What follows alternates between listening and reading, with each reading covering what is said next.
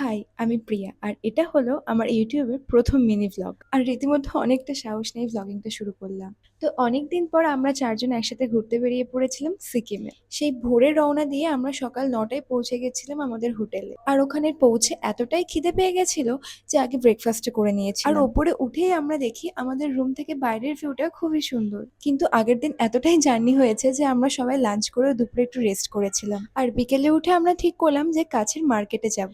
কিন্তু আমি আর আমার দিদি রেডি হওয়ার জন্য একটা আয়নাকে নিয়ে মারপিট করছিলাম রীতিমতো। আর ওইদিকে মায়ের এতটাই ভিউটা পছন্দ হয়েছিল যে বাড়ির সবাইকে ভিডিও কল করে দেখাচ্ছিল। তো সবাই তো আমরা রীতিমতো রেডি হয়ে পড়েছিলাম মার্কেটে যাব বলে।